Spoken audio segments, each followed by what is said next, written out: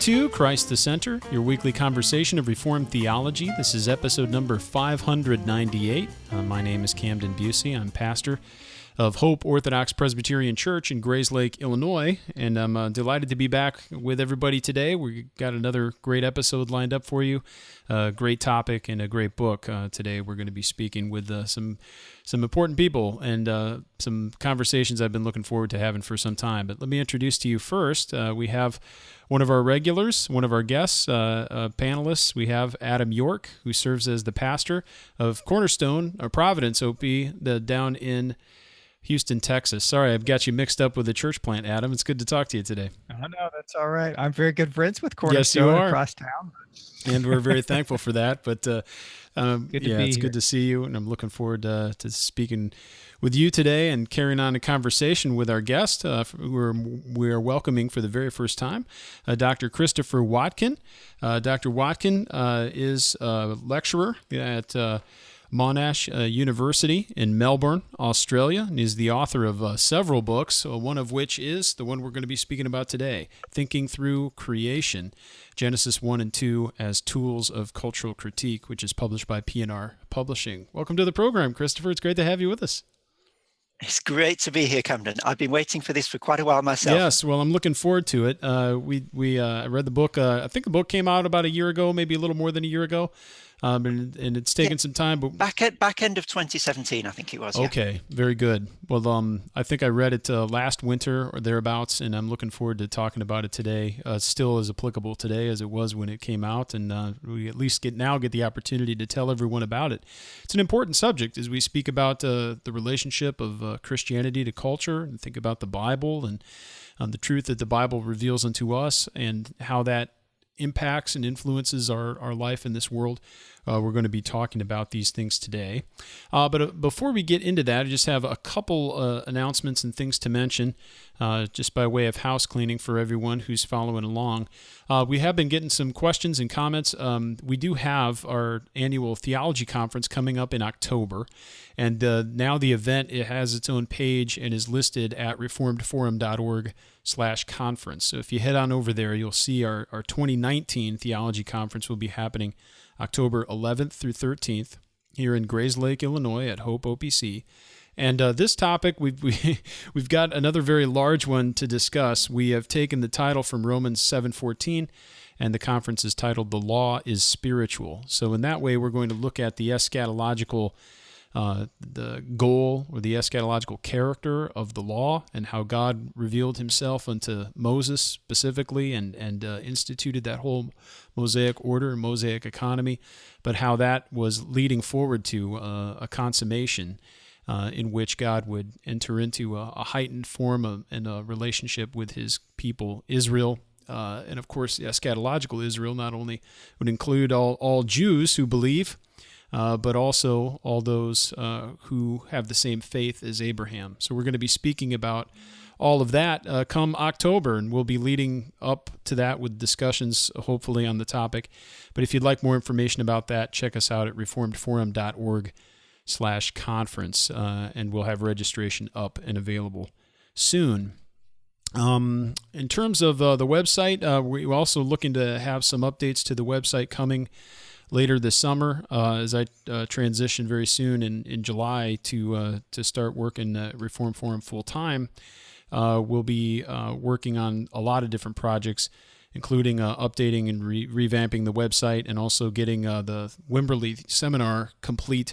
I just received all the rough video edits of Dr. Lane Tipton's course from Wimberley, Texas, 12 lectures on the foundations of covenant theology, and they look great. So we're just trying to finalize a few things, put graphics in the videos, and work on a leaders and study guide, a leader's guide and a study guide, and hopefully that'll be ready in the fall. If it works out well, I'd like for it to be ready at the time of the conference, but we'll see if we can make that time. Right, Adam? We don't know how things always are going to work around here, but we're shooting for it. Rush. Absolutely. Well, let's get into our subject of conversation today. Today we're going to be speaking about this new book, as I mentioned, well, relatively new, Thinking Through Creation, Genesis 1 and 2 as Tools of cultural critique. I really enjoyed reading this book, and it's definitely on a subject and a topic that is important to me and should be important to everybody, but one that is kind of difficult, and it can kind of be hairy to try to think through how all of these issues inform one another, how they relate, and sometimes just getting our bearings straight is the biggest challenge. And that's where I think, Chris, you can help us out so much. I would love for you to speak a little bit about your academic background and some of your recent works, because I think that provides a really helpful insight and a survey into how you're approaching this subject and why you as an author and a thinker are particularly suited to give us some answers that maybe we've been looking for a long time. Yeah, thank you, Camden. I suppose I've written the book that I wanted to read when I was an undergraduate student. So I became a Christian in my teens, and I was really taken early on in my Christian life, I guess, by the idea of a Bible overview. I remember the first one I ever did really vividly on a Christian summer camp I went on. And that the thought that the Bible as a whole has a shape and makes sense of reality, that it's not just a story within reality, but it is the story of reality, I just found incredibly both intellectually and emotionally engaging. Mm-hmm. And then I went up to university and I took a course in French and German literature, but it was quite a philosophically heavy course, and I got into the thinkers we tend to refer to as postmodern. And there was a similar intellectual curiosity that I found in these thinkers as well. They're asking all the big questions. Who are we? What are we here for? What is life all about? You know, it's life, the universe, and everything. And so for me, thinking as a Christian and thinking philosophically have sort of grown up together. They've always been something that's gone hand in hand for me. And when I was a Christian at university, investigating my faith and trying to work it out for myself, trying to think about these big questions, I would have loved to have had a book that was deeply into the Bible, that treated biblical passages and themes in depth, that exposited Bible passages, but that also had its finger on the pulse of culture, that did essentially the same thing with culture, that got into it deeply, that didn't just name check, that didn't just quote one or two sort of purple passages and then move on, but really try to get into the meat of culture, and to do that biblical exposition and that cultural exposition hand in hand, and to get people talking to each other. You know, what would a conversation between Paul and John on the one hand, and Marx and Foucault on the other hand, look like if they were genuinely trying to engage with each other? And that's the book that I've attempted to write here. I want to be deep in the Bible. I want to dwell and linger on biblical passages. I want to think about the way that the Bible thinks. And that might be something we want to get into a bit later, the idea that the Bible itself thinks, which I think is incredibly important. But also to give their due to non-Christian cultural thinkers, not just to quote a couple of sort of gems from Marx and move on, but to really try and dig deep in his thought and other people's thought, and just see what happens when you put all these thinkers in a room together with the Bible, see what sort of conversations come out of it. Yeah, absolutely. I definitely applaud you in undertaking this. And we were just speaking before we started to record on how you and I had somewhat similar experiences where we encountered, different philosophies and different proposed answers to life's big questions. And as we wrestled with those, we sort of wished we had books like these to point us in the right direction and provide for us a framework and a platform upon which to stand and move forward. And that's what the Bible does. It's not just a handbook, but and neither is it just a book of answers, but as you mentioned, it does think in the sense that it provides us with a comprehensive world and life view, and it teaches us fundamentally and at a basic level how we ought to think. It should inform us, not just in what the answers are, but in how we arrive at them, because God is teaching us and instructing us and providing everything within His Word so that we would be able to live honest and godly and upright lives, even in the midst of this present and evil generation. And so this is a wonderful book in the sense of looking at Genesis 1 and 2, even as tools of cultural critique. One of Adam and my favorite books is Kingdom Prologue, which is Genesis Foundations for a Covenantal Worldview, written by a guy named Meredith Kline. And pretty much he's looking at just Genesis, but and it's amazing to think of how those early chapters in the Bible provide so much. They're not just a little prologue or a little preface to the rest of the story, but in many ways, the book of Genesis itself is a kind of a programmatic treatment and a launch pad, for an entire system of thought. I'm curious as to how you came upon this and how you ended up focusing really specifically on these early chapters of the Bible as a means of explaining or expounding really such large questions. I think there are two answers to that. The first is that I'm completely sold and committed to a biblical theological approach. As I said, the first Bible overview that I did really blew my mind. The more I've read in biblical theology, Gerhardus Voss obviously, but other authors as well, the more I've become convinced that this is a compelling framework for engaging culture, this schema of creation, fall, redemption, that the rhythm of that narrative, the way that it narrativizes life and experience, I think is incredibly important in cultural engagement. And so if you want to take that approach, you start at the beginning. And that's what I've done. So the aim is for this to be the first in a series of books where I work my way from Genesis through to Revelation, not at the pace of 2 chapters per book, but over the course of about 8 or 9 volumes to go right the way through the Bible, including the wisdom literature. So not just the narrative, but also trying to take into account the diversity of biblical genres. So that's one reason that I started at Genesis. But I think another reason is that it's a tragedy, I think, and I don't think that's too strong a word, that these chapters are often thought of in terms of embarrassment by Christians. It's not uncommon for the first thought to pop into our mind when we hear of Genesis 1 and 2, oh my goodness, Darwin, or oh my goodness, dinosaurs, or oh, how long was each of the days in Genesis 1? And those are some of the questions that our culture today is asking of this text, but there's so much more in these chapters than can be got at with those questions. And so I want to, in a sense, recuperate Genesis 1 and 2 as rich, dynamic chapters setting forth a full orbed understanding of the world that can't be reduced to these hot button issues in our culture. But that do, as you were very rightly saying, set a foundation for everything that comes afterwards. Well, another part here in your subtitle to the book is that these are tools of cultural critique.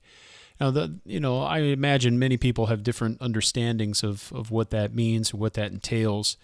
Anywhere from a broader philosophical view of culture and criticism in a technical sense, all the way to are there movie reviews in here? Using right, using the tools we find in Genesis or something like what would Adam have said about who knows some film? What do you mean, and what's the intent here of understanding these chapters as tools of cultural critique?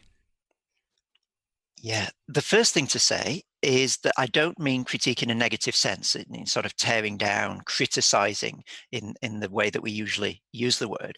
I mean it in the sense of literary criticism. In other words, exploring, analyzing, pulling apart, trying to understand on a deeper level. And the idea, the subtitle really is a wager. And it's this.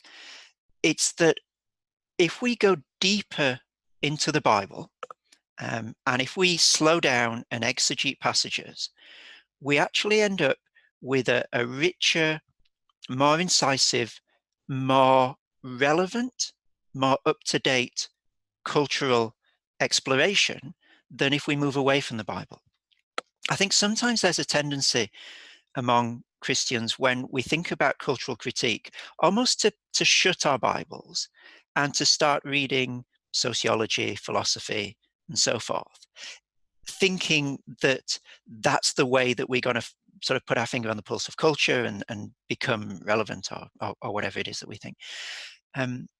But I'm convinced, and what I hope to show in the book, is that the deeper we get into the nitty-gritty of the Bible, the sharper, more constructive, fresher cultural critique will actually come up with. And so that's why I want to frame the book as Genesis 1 and 2 themselves as tools of cultural critique. And I don't want to step away from the passages and put it, if almost a wall of theologians and philosophers in between the reader and the text. What I want to do is really gently rub my reader's nose in these passages of the Bible and show that out of that comes fresh, hopefully exciting lines of cultural understanding that have real relevance. Mm-hmm. You know, I think it's so important and really non-negotiable that we would begin with Scripture on these matters. Certainly with God's revelation, God has revealed himself not only in Scripture, but also in the things that have been made. That's why cultural criticism is something that Christians can and ought to be doing, because we ought to be understanding our role and our position within creation and all of the human output and production and art and everything that we would discuss, as cultural artifacts. Some people, though, might have maybe a negative response to the Christian being involved in cultural criticism, in the sense that they have some notion of or some preconceived idea of neutrality, that you should be open to any possibility and that you should be able to entertain new ideas. And when we're beginning from a position of faith and we're standing upon God's inerrant and infallible word and then using that position to understand culture, how might people respond, or how would you respond to people who would say that automatically is going to make you a bad critic, or at least an impotent one? I would want to respond to an accusation like that really quite provocatively, I think, and say two things. First of all, neutrality is an ideology. It is a position. It has a history. It has a genealogy in the West coming out of the Enlightenment, largely, and the idea that we can sit above the fray in some sort of godlike seat and pass judgment on those who have positions from a position of having no position is itself a position. That's the first thing I'd say. The second thing I'd say, and this, again, I'm being a little provocative here, is that Christians have every reason to be the best cultural critics out there for a particular reason. Christians don't find their reference for what is good and what is evil within the created world. And this is one of the points that I try to go into in thinking through creation, that God is not part of the world that he's created, he's outside it. And so for Christians living this side of the fall, there's nothing that is absolutely good in this world. Only God is good, and he is not part of this created world. And similarly, there's nothing that is within the cultural world that is absolutely evil. Only the devil is absolutely evil, and he's not postmodernism, he's not modernism, there is no cultural manifestation that is unmitigatedly evil. And that puts a Christian in an incredibly open position when it comes to cultural critique, because I can come to anything. I can come to a film, I can come to a philosophy, I can come to a way of life with the starting position as a Christian that this is not going to be completely evil and it is not going to be utterly good. So I've got to be discerning. I've got to pick through it carefully. I've got to work through the nuance, and I've got to try and provide a detailed critique of whatever it is.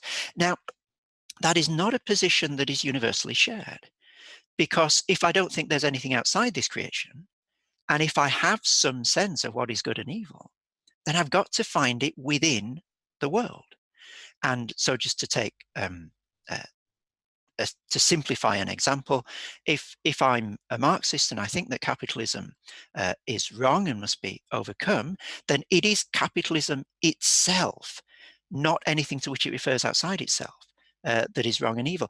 And it's that moment where I find my good and my evil in this world, it's that that closes me down. It's that that stops me asking questions, not the idea that some people have that, well, the Christians have the Bible and that gives you all the answers, so it closes down thought. Actually, it's completely the opposite. Having the Bible opens up questions and sort of vistas of thought, if you like. It makes things askable that wouldn't be askable otherwise. Now, of course, it provides responses, but those responses don't close down thinking. Now, that's not what you find, for example, in the New Testament, in Paul's letters. He is taking biblical truths and principles, applying them to new situations, working through new ideas, and bringing biblical truths into conversation with new cultures, and trying to reframe the one unchanging gospel in a way that can, become all things to all people. So he's not a broken record. He's not closed in the way that he's trying to always push the boundaries. And so I want to say Christians should, not always do, and I don't want to make any sort of arrogant claim, but Christians are in a position to be the best cultural critics of all, because we don't have to say that anything in this world is absolutely good or absolutely evil. Chris, that's really interesting to hear, and I really like the fact that not only do you begin with Genesis 1 and 2, and you speak about the self-contained God as you've described him, who is apart from the world, but you have a particular interest in the Trinity, the triune God as creator. So tell us about that and why you think it is important to think about the Trinity as we engage in biblical cultural critique. Thank you, Adam. It's a wonderful question to have asked, and it's a beautiful theme. I really enjoyed writing the Trinity chapter of the book. It's important, isn't it, to start, with all due deference to Julie Andrews at the very beginning with Genesis, but actually the Bible does speak about how things were before the creation of the world. That there are certain references to the relationship that Christ and the Father had before the creation of the world, for example. And so there's a sense in which we need to begin before the beginning, and with the very fundamental fabric and reality of the universe. What is the deeper than which nothing is? What is the fundamental reality of the universe? And I think that's where the Trinity comes in. And the Christian, I think, has an almost intoxicatingly exciting answer to that question, which is, first of all, ultimate reality for the Christian is personal.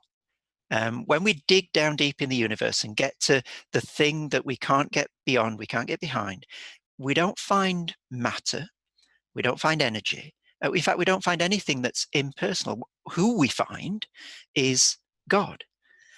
And without saying anything else, if that was the only tool of cultural critique that we had as a Christian, that would automatically change everything. It changes our view of people. It changes our view of what reality is and how to engage with it, I think, in really deep ways that haven't been fully explored, and that I try to touch upon a little bit in the book. So first of all, the Trinity tells us that ultimate reality is personal. But secondly, the Trinity also tells us that ultimate reality is relational. God is, as Christians have expressed this doctrine, is not one person, but three persons, irreducibly. It's not that God is first of all the Father, and then the Son comes along, and then the Spirit comes along, but God is irreducibly, undecomposably three persons. And that, again, completely changes the ballgame in terms of cultural critique, because it means that you don't start with isolated, atomized individuality, but you start with relationship. There is nothing more basic than or previous to relationship in the universe. And again, that changes our view of society, which is fundamentally all about relationships. It gives Christians a distinctive approach to understanding sociality, and I think it's a real game changer. But the Trinity is not only that God is personal and God is relational, because it gives content to those relationships. If we look at the verses in the New Testament, so Christ's high priestly prayer, for example, that talk about the relationship that Christ and the Father had before the creation of the world, it's described, it's given content, and that content that it's given is on more often than not love. What were Christ and the Father doing before the creation of the universe? They were loving each other. And again, this is an absolute game changer. So there is nothing more fundamental, more basic in the universe than love. We're not talking about empty relationships. We're not just talking about structures of relationality, but that deeper than which there is nothing in the universe is love relationships. And in the book, I try to cash this out a little bit in terms of a distinction drawn by John Milbank and many others between a society that's fundamentally built on love and one that's fundamentally built on power. And he has this whole argument of how in the modern age we've got this idea of brute power that came through with philosophers like Hobbes and others, and that our society, for Milbank, is structured according to brute power. That is the fundamental dynamic through which modernity works. But he's saying, and I think much more importantly, the Bible is saying that no, actually, that there's something that predates that brute coercive power. That is not what life is about most fundamentally. If we dig down, we don't get to power in that sense. We get to love. And again, you can unpack a whole sociology out of just those three ideas, and a whole view of ourselves, a whole anthropology, a whole view of the world. Before you've even got to Genesis 1 verse 1, right, from just these three dynamite ideas that ultimate reality is personal, ultimate reality is relational, and ultimate reality is love. Yeah, you also speak of and mention in the book also that perennial problem of the one and many, and how the Trinity also addresses that. I've had people in the past say, well, this is a problem that Cornelius Van Til kind of makes out to be bigger than it actually is. It's just a way to import the Trinity into a philosophical discussion and make it seem like it's a bigger answer than what it is. But I mean, how would you see the Trinity really at the root of the problems with which the philosophy wrestles, especially Western philosophy? Absolutely. And you're right to say it is the problem with which philosophy wrestles. I think almost everything that is of significance in Western thought can be related to, at least, or drawn back to the problem of the one and the many, which is basically this. It's a quarrel that started between two ancient Greek philosophers called Heraclitus and Parmenides. And for Heraclitus, the most fundamental reality of the universe is that it's many. It's chaotic, it's fractured, it's disordered. And for Parmenides, it's completely the opposite. If you dig down deep enough, what you get to is unity and oneness. And so the many comes after the one for Parmenides. And it might sound like a really quite abstract philosophical argument, but it has massive implications for the way that we think about the world and about life. Should we ultimately expect to find coherence, for example? Yes. Or is the world, and therefore ourselves, fundamentally chaotic, and we shouldn't try to force it into a coherent mold? So questions like that come out of this. And I think what the Trinity does, and the way that I try to describe it in Thinking Through Creation, is and this is a bit of a clumsy word, but I think it's helpful. It diagonalizes that opposition. And what I mean is that if you start with a choice between the one and the many, you're never going to get to the Bible. Because the view of reality in the Bible is simply more complex than that, and it can't be reduced to a choice between the one and the many. But what this idea of diagonalization does is it takes a dichotomy, like the dichotomy between the one and the many, and it refuses the terms in which it's originally given. It says God is neither simply one, nor is he simply many. I can't talk about God in the terms that you give me. I've got to challenge your categories in order to do justice to reality as I see it.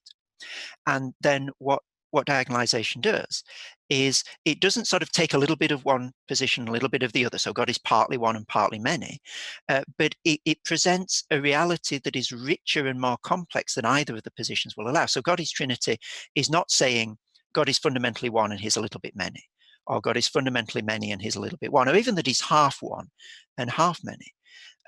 It shows both the one and the many to be reductions, almost to be heresies of the Trinity, taking part of a complex Trinitarian reality and presenting it as the whole.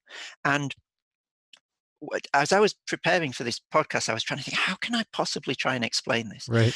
And here's my stab. Okay, you tell me what you think of this.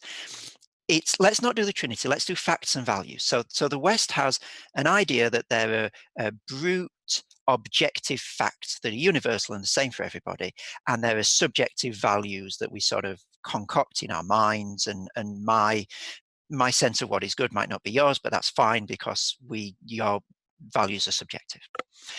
The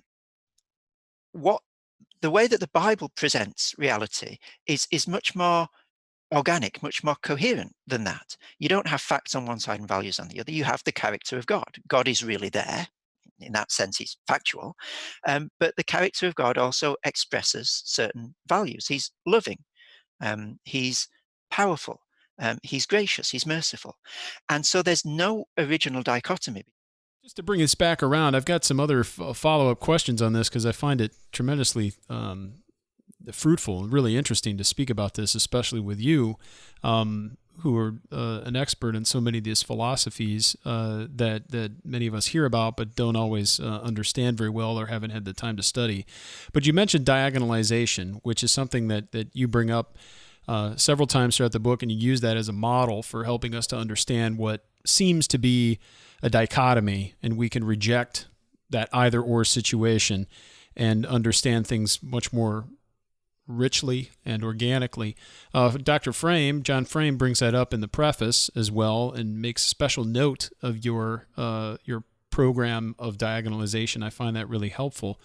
But I'm curious, let me connect one more thing, because we also spoke about the Trinity and the problem of the one and the many and all of its applications. And one of them comes back to the idea even of predication and the way that we speak. When we're using language, we're presupposing the existence of unity and diversity in the world. Because if we're going to predicate, use the is a predication to say something like the grass is green, we have to have an idea of greenness, but also the idea that there's a difference between greenness and whatever we want to say is green. So grass is not identical to green, but the grass is green is a true statement.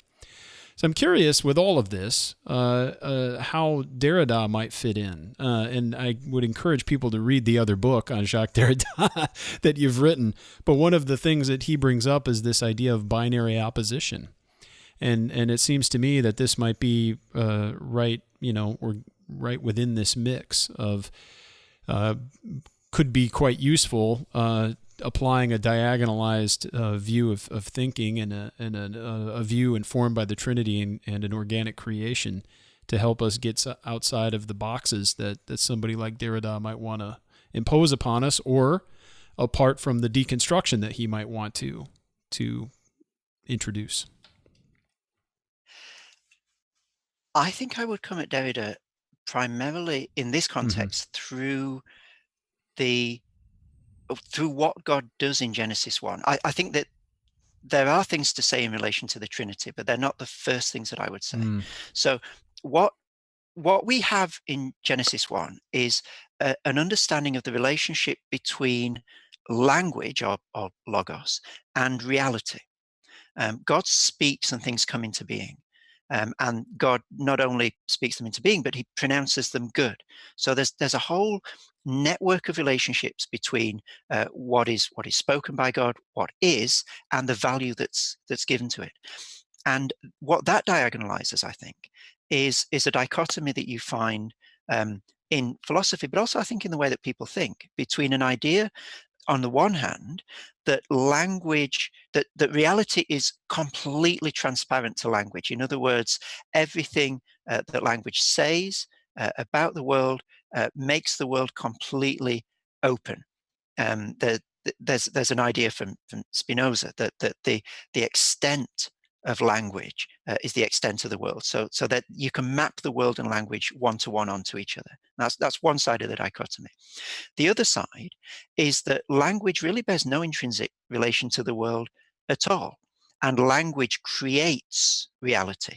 And this would be more the position that someone like Jacques Lacan, or to some extent with some nuances Derrida, would I have, see. that language is imposing a structure on reality rather than reading a structure of reality. Mm-hmm. And again, I think what the Bible does is it says, well, if you only give me those two options, then I can't express the complexity and nuance that's in Genesis 1. So language, God's language, brings reality into being. So there's an intimate relationship between words and things there. It's not that first of all you've got a mute reality and then later on language comes along and struggles to try and describe it. Right from the beginning, there's an interwovenness of language and reality. But there's also a difference between God's language and our Mm-hmm. language. So when God speaks, things happen, Right. and when we speak, they don't. Right. And so I think it's helpful to draw that distinction, looking at this from a Christian point of view, and to say that our language will get things wrong. We will misunderstand. We will miscategorize reality. Reality is not transparent to our language, and yet it is completely comprehended and brought into being by God's language. Yeah. And I think that gives you, again, a more nuanced and a more complex approach to the relationship between language and reality than either of the two options, that either language and reality map onto each other completely, or that language is just creating categories in reality rather than understanding what's already there. In all these, I guess one thing that I'm trying to say in the book is that in all these areas, the Christian position is actually, compared to the other options, really very nuanced, very complex, very rich, and very open to thinking further and to engaging with different positions. Yeah, absolutely. Christopher, you have a very rich, a geometrically rich book, I might say. Not only speaking of diagonalization, but you speak of U-shaped and M-shaped thinking. What is that, and how do you use those ideas to help you carry out the task of cultural critique that you speak of? Yeah, I introduced this distinction between U-shaped and N-shaped thinking to try and capture two ways of thinking about the relationship, either between human beings and God specifically, or between human beings and ultimate reality more generally. So there's a common way of conceiving that relationship in most religions and most spiritualities, where I offer something to God. I bring something to the table, sacrifice or whatever it is. And then God, or the gods, or whoever it is, responds to me, acknowledges that sacrifice, does something in return. And there's sort of an exchange relationship between me and God. I give him something, he gives something back. I do something for him, I make a sacrifice for him, I do good works for him, and then he rewards me in some way by giving me what I prayed for, or whatever it is. And that is not only a way of thinking about our relationship with God, but also it bleeds over, it overflows into a fundamental way of thinking about human relationships as well. It leads to an ideology of competition and merit and performance, that the the strongest, the most accomplished, the cleverest people win because they've got more to offer and so forth. So there's a whole view of society that comes out of this N-shaped dynamic. So the N-shaped idea comes from the shape of the letter N. If you imagine it starts in the bottom left, and then first of all it goes up, and then it comes down again. And so first of all, I offer something to God, offer something upwards, and then the response comes back down again. I perform, and I get the reward. That's the N-shaped dynamic. Now, of course, the Bible completely blows that out of the water. If you think about Acts 17 and Paul's Areopagus address, what on earth can you offer to God? He gave you life and breath and everything. He doesn't live in temples built by human hands. There's no possibility to relate to this God in whom we live and move and have our being in an N-shaped way. Anything that you want to give him, he's already given you. And so the Bible speaks about what I'm calling it a U-shaped dynamic, which means you start up at the top left in the shape of the letter U with God. God takes the initiative. God gives you life, breath, everything, but also God reaches down to you in grace. He makes the first move. You don't perform to get his attention. He reaches down, while we were still sinners, Christ died for us, before you brought anything to the table. And what we do in response is not perform for him, but live out of gratitude.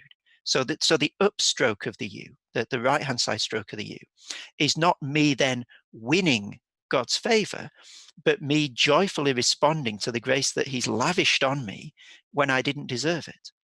And again, this is not just a way of relating to God. It's not just that grace is an idea cloistered up in theological walls. This spills over into a whole view of society. That you care for the poorest not because they're performing and they're worth caring for in an economic sense, but because that is mirroring the vision of a God who loves the ungodly. You care for those who are old, not because they're economically viable, not because Right. they're making a contribution, not because they're performing, Mm-hmm. but because that's the sort of thing God does. And so this idea of the N-shaped and U-shaped dynamic, it's a view of how we relate to God, but it's also two very different views of society and what it means to live together in community.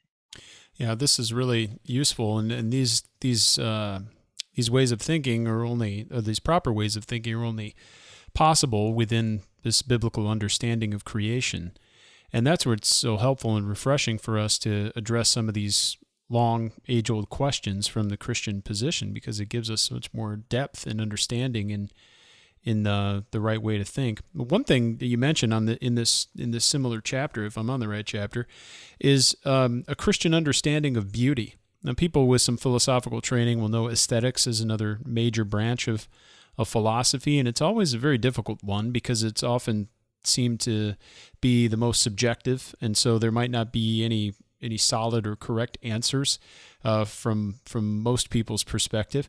But how are we to understand creation and in the sense of also offering to us an understanding of beauty and a proper Christian aesthetic? I know it's an enormous question, but I mean, when we're speaking of cultural values, and you mentioned of efficiency and productivity and all of these sorts of things, what are some guidelines, at least for us addressing this matter? Yeah, again, I think this is an idea and a question with just huge implications for the way that Christians live in the world. We see ourselves and we see society, and I'll try my best to draw some of them out in my answer. Sure. It's curious, I think. Let's begin here. It's curious that God hasn't created a radically efficient world. That the productivity is not, it seems, the ultimate value in the world in which we live. Now, that you can go back and forth on this, but I'm just going to lay it out in broad terms to begin with. There is unnecessary beauty, unnecessary complexity, and unnecessary delight in the world. And I think one of the examples I use in the book is snowflakes. God could have made all snowflakes the same, chose not to. There's a rich variety in that particular moment of creation. But also, if we think about food, we have taste buds, we have a huge variety of food that God made. It is not beyond the power of an omnipotent God to create uniform pills that we pop, and to have no taste in that. Mm-hmm. But there's a rich, luxuriant, delight in tasting different food. And so it seems that the world that God has created is not radically inefficient, but it's not just efficient. It's not like a Le Corbusier house that's just a machine for living. It's not just geometric, to come back to your metaphor there, Adam. But there's superabundance. There's unnecessary, if we're thinking in pure productivity terms, dimension to creation. And that is just really, really curious from a Christian point of view. And you think, why has God done that? And I think it opens up onto a reality that is always more fundamentally than a drive for efficiency and productivity. But it's not that even in this world that God's created, efficiency and beauty are against each other. And this is another one of those false dichotomies. You've got on one hand, the aesthetics for aesthetics' sake, and then on the other hand, the pure, stripped down sort of productivity drive that has no frills at all. Both of those are heresies from a Christian point of view, because the world that God has created can't be reduced to a combination of efficiency and beauty any more than God's character can be reduced to a combination of fact and value. These things are enmeshed together in complex ways in the world that God has made. And so therefore, I think this gives a particular Christian take on the idea of beauty, what it is, how we relate to it, how we cultivate it, what place it has in our thinking. And it allows Christians to intervene into debates, for example, about architecture. How should we design buildings in urban settings and so forth, with a distinct voice, not just rehashing secular ideas and throwing in the odd Christian word here and there, but coming at it from a fundamentally Christian perspective. How do we think? How does the Bible think about beauty? Mm-hmm. And then how does that enable Christians to intervene in these broader social debates, mm-hmm. Just to take one example about architecture, in a way that's not just repeating what other people are saying? This raises a perennial issue. I mean, people hear that, and I agree. I mean, and I think Christians should enter into and be informed and stand upon and engage from a Christian position, because it's the one that corresponds with reality. It's the one that the Lord has given us. At the same time, some people might recoil, and this gets to a point, a question I've got for you, so bear with me for a second. But some people might recoil and say, oh, well, if there's a Christian way to do cultural criticism of architecture, is it the case where if we're all faithful Christians, we're all going to have the same answer in terms of what the most beautiful building is? And there seems to be this presumption that there is a correct way, meaning not just approach the subject, but there are correct and singular answers maybe to some of these questions as well. One person, a friend of mine, sometimes, in response to some of these questions, he says, well, are there Christian plumbers? Is there a Christian way to do plumbing that's different from an unchristian or non-Christian way? Well, if I'm going to think diagonally, as you suggest, yes and no. There are Christian ways to approach the subject, and there are also some similarities just in terms of the mechanics and things you do. But this raises the bigger question of Christians and culture and cultural critique from a Christian position, because some people view great continuity between Christians and the kingdom of God and the culture that we live in. Other people find an antithesis, and certainly we can find biblical passages under certain readings and understandings that might lead us to believe that we should be engaging in a grand project of transformation. And that ultimately speaking, the Christian endeavor is going to win and transform all of culture. So we need to be in the business of redeeming everything that we possibly can. But then we also have passages, namely in Peter especially, which speak about the world burning up. And there's great discontinuity prior to the return of Christ. So where do you fall on this issue, if so as not to try to box you in, but how might you speak about some of these conflicts, and what's the position that you really advocate for here in the book? Let me divide your question into Please. two questions and deal Good with parliamentary architecture procedure. first and then antithesis second. I don't think you can credibly claim that there is one Christian architecture or one Christian art. I think that is hopelessly reductive. I like what Francis Schaeffer said about art, and I think it's helpful in this context, that there isn't one sort of style of art that is more Christian than another, and certainly not one style of art that is the Christian style. But it is likely that over time, an artist who is a Christian will express certain themes or patterns of thought and reality that correspond with their Christian view of the world. And the way that Schaeffer talks about this, I think, is a major and a minor theme. So that the Christian view of the world is that it is created by God, it is created good, it has fallen. That has not completely obliterated the goodness. So in other words, creation and fall are not symmetrical, and there is still good in the world, although everything now is tainted by sin, but also that it will be redeemed. And so one would expect, Schaeffer argues, over time for the complete oeuvre of a Christian artist to be rhythmed by that view of reality. Not that in every single piece of art that they produce, there's going to be a creation bit and a fall bit and a redemption bit. It's not as crude as that, but that you'd expect that to emerge over time. And so in that sense, I think you can say that there is art that is produced from and out of a Christian understanding of the world.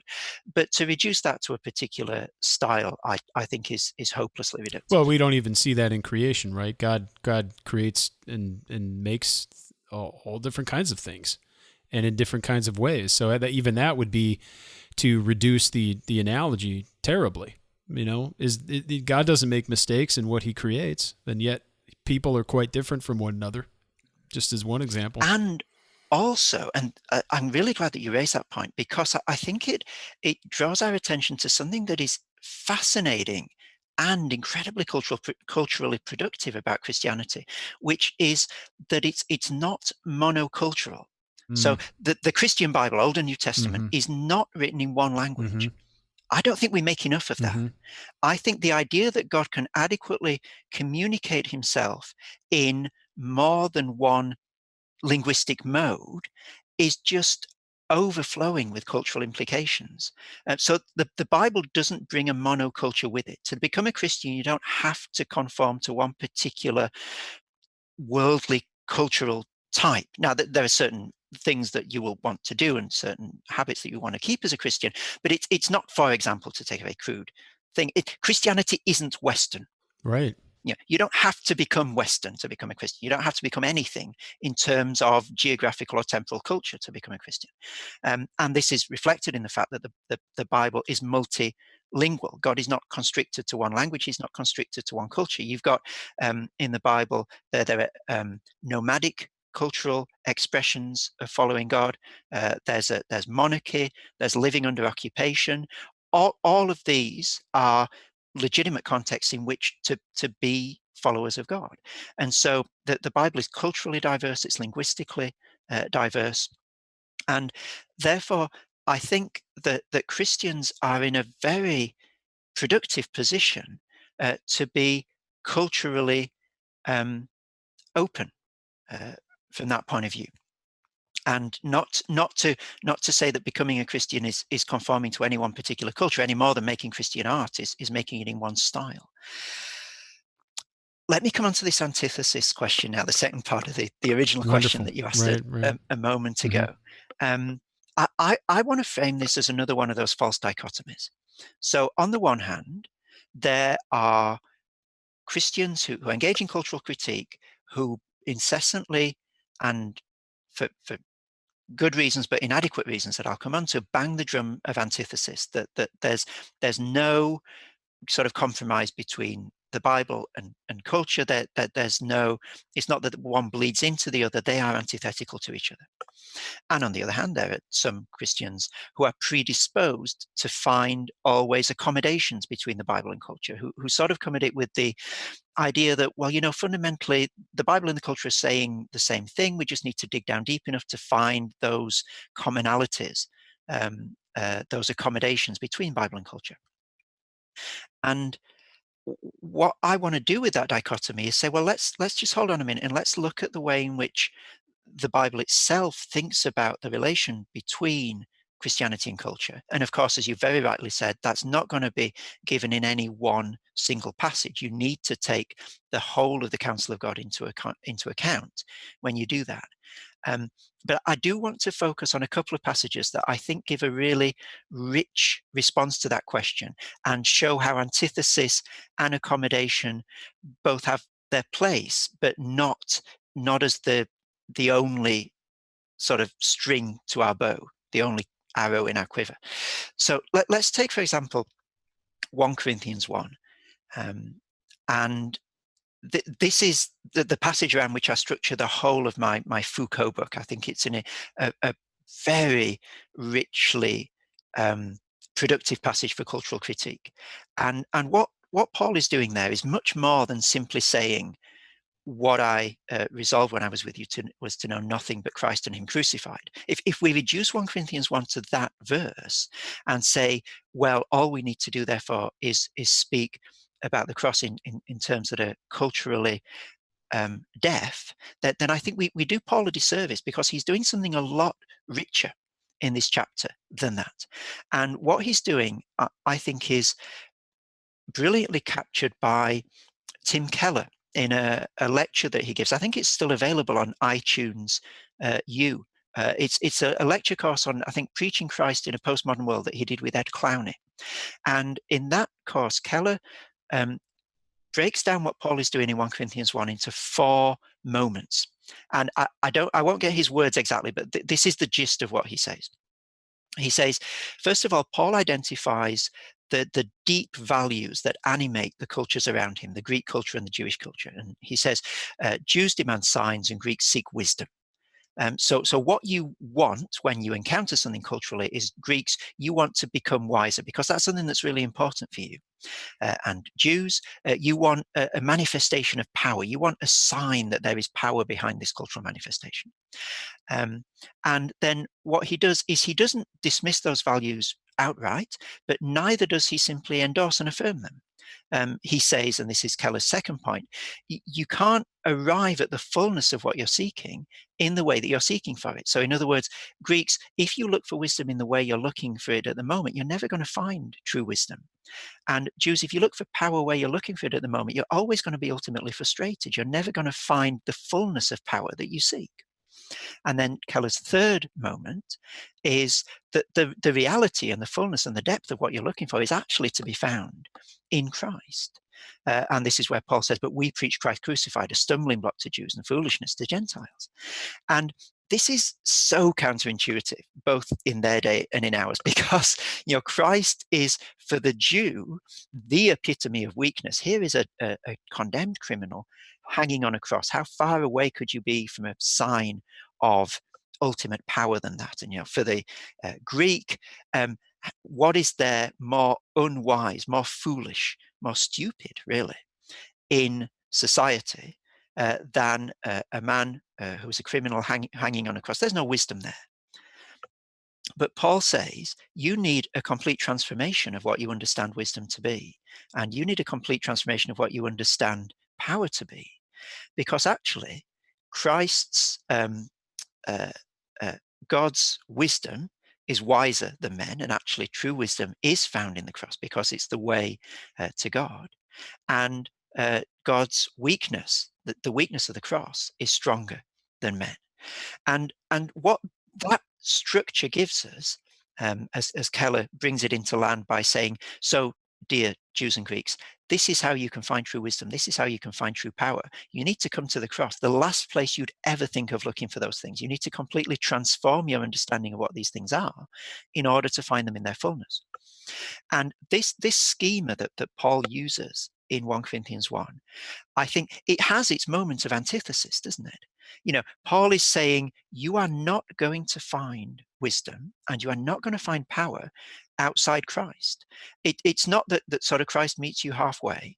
It is that you need to stop what you're doing and you need to come to Christ, and you need to find these things in him. So there is an antithetical moment, but there's also a moment of affirmation, because Paul is not saying stop looking for power, and he's not saying stop looking for wisdom.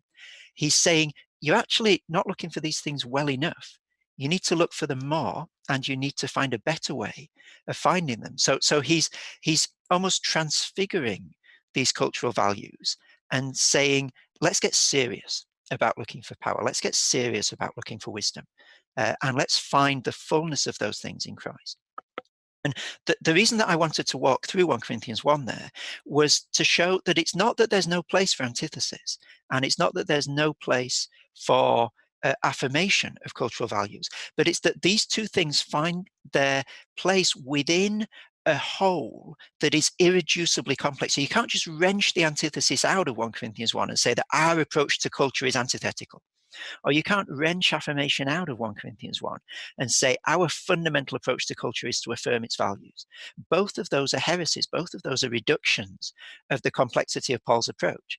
And so it's not that, I don't think we should place ourselves on the spectrum between antithesis and affirmation, or just affirm one of those or the other. I think you need to tell that bigger story. You need to diagonalize that false dichotomy, and saying that those things are reductions of a more complex and actually much more satisfying and more dynamic approach to cultural critique, that is embodied, for example, in 1 Corinthians 1, where Paul isn't simply antithetical and is not simply affirming Jewish and Greek culture. Mm-hmm. Mm-hmm.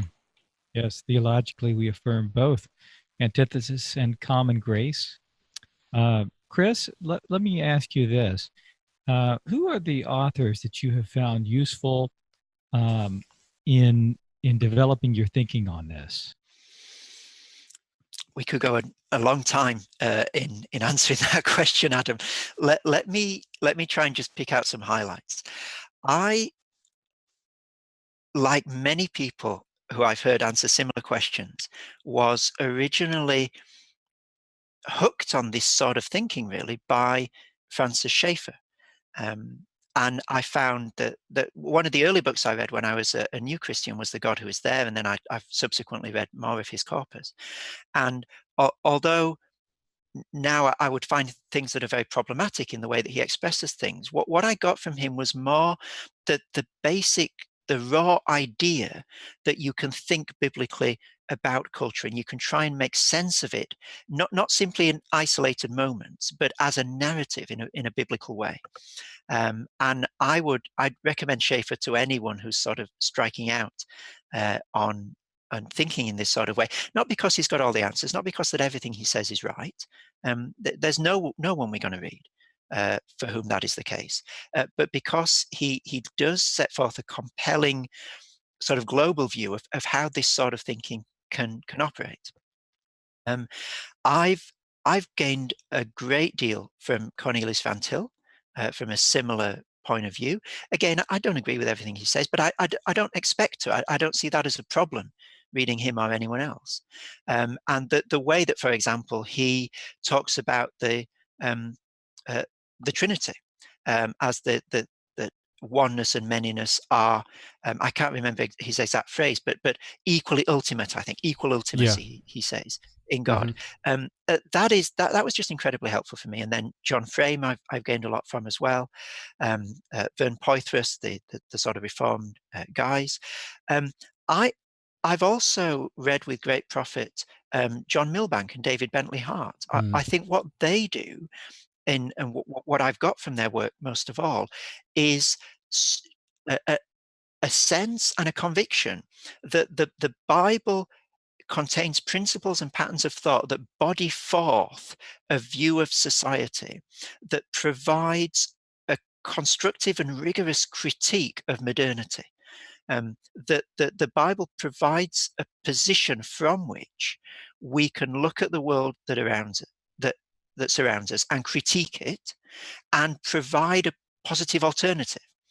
For example, a society in Milbank's terms that is not reducible in the last instance to power, where our relationships aren't about power, but where the most fundamental reality of relationships is love. I found them incredibly helpful for that. Another writer that I read really early on was the Leslie Newbigin. And his way of understanding Western culture as a missionary, almost coming to it from the outside and saying, how can we understand this culture that is so familiar to us as Westerners, as if coming to it from the outside, was very, very helpful. I've read Alvin Plantinga with Prophet. I think his advice to Christian philosophers is really helpful. The way that he talks about Augustinian philosophy is really helpful. I've worked through Oliver O'Donovan, and again, I think the way that he brings fundamental moments in the biblical story to bear on an understanding of culture is just so helpful. So Resurrection and Moral Order, as well as his bigger books, Sure. I think is very helpful for that. James K.A. Smith, I've read with Prophet. Again, as with all these writers, I don't agree with him almost, but I find the way that he thinks helpful and stimulating, the way that he tries to bring out the sense in which we don't simply live in a world of ideas. We live in an embodied reality where our habits and ways of holding ourselves corporeally in the world have significance for our understanding of the world. I think it's very helpful on that. N.T. Wright has been a help to me. One of the perhaps the writers who I've gained most from, and I keep going back to most often, is Tim Keller. Certainly Reason for God and Making Sense of God, but also his sermons as well. I think there's just such a rich understanding of what it means to look at culture from a Christian point of view, and a sensitivity to the concerns of those outside Christ in Keller that is very helpful as a model. And just so that I don't go on forever about this, the last author that I mention is Kevin Van Hooser. I very distinctly remember reading Is There a Meaning in This Text at the end of the holidays between the first year and the second year of my undergraduate degree. And that was a game changer for me. That was the first time that I'd read a Christian who engaged at length and slowed down reading secular philosophy in the continental tradition, and really tried to come to terms with it from a rigorously biblical point of view. And then subsequently, I've gone on with the Drama of Doctrine and other books of his. So all these authors have been incredibly helpful. But what I just want to say one more thing. I don't want to think of myself, and I think it's quite dangerous to do so, as a disciple or a follower of any one of these authors. I love the way in which each of them helps me to see things in the Bible that I hadn't seen otherwise. But I want them to have that function for me. I want them to show me things in God's word, and in a sense fade into the background themselves and shine a light on the word. And this is one of the things I'm trying to do in thinking through creation. I want to always bring it back to the Bible, and to use thinkers to the extent that they can help me do that, but then make the Bible the thing, that upon which they are shining the light, rather than fixating on the light itself. There's a lot. I think I just added 5 or 6 or 50 books to my reading list. That's wonderful. There's a lot of thoughtful people out there that are interacting with these ideas, and people we can read and interact with to help us address these matters from a better position as well. We're looking forward to carrying on the conversation. I'd love to have you back sometime. We could talk more about these matters, and potentially also as you carry on with this series and talk about and develop these ideas in other portions of the canon, but also especially on the books. We mentioned 2 of them that are out already, at least those in the Great Thinker series from PNR, one by Jacques Derrida 2017 and one by Michel Foucault in 2018. So both of those thinkers, people I'm very interested in. I've got the Derrida book. I'm looking at it right there next to me, and the Foucault one's at home. So I'll have to work through those. Perhaps we can keep the conversation going. But thanks so much for joining us today, Chris. It's a pleasure. Camden, can I just, sorry, before you finish, can I just give the listeners and viewers an idea of where they might go to find out more? Yeah, please. About this stuff. Absolutely. So there's the Derrida and Foucault books are out, and they're not just books for philosophers. Right. I'm trying to tease through some of these shapes of biblical thinking, and how to think about everything from a biblical point of view in those books. So hopefully there's something in there for people who are not directly interested in Foucault and Derrida. There's one on Deleuze on the way that again tries to cash out some fundamental biblical orientations towards cultural critique. I'm just setting up a new website as well, thinkingthroughthebible.com. Oh, wonderful. And yeah, on that, I'm hoping to post extracts from these books that have already been published, but also extracts from the rest of the Thinking Through the Bible series. So the volumes that haven't come out yet, Genesis 3, then History of Israel, New Testament, Eschatology. And I'm also hoping to put on that site resources for people wanting to think through culture from a Christian point of view, book lists, things to think about, tools to use, and also some resources for Christian academics as well, particularly in the arts and humanities. So people wanting to take these things further might want to check out thinkingthroughthebible.com. Oh, thanks so much. We appreciate that. I'll put that in the episode description so people will be able to link to that directly. Click on over and check it out, and I'm sure subscribe to any feeds or keep updated. Bookmark the page and check it regularly for updates. That's wonderful. And of course, people can take a look over at Monash University as well in Melbourne, Australia. I know we have more than a handful of Australian listeners. So if people want to head over there and certainly maybe you could connect with Dr. Watkins, our guest here today. But thanks so much, Chris. Absolutely. Come over. We'll have a coffee. Oh, we'd love it. That sounds good.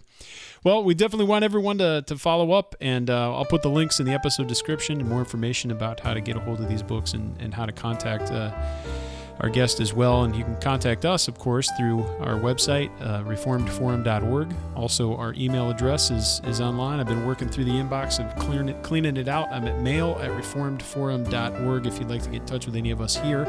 And of course, you can also follow us on Twitter and Facebook and interact with us there. If you got any questions or comments, we'd love to hear them. But I do want to thank everybody for listening, and we hope you join us again next time on Christ the Center.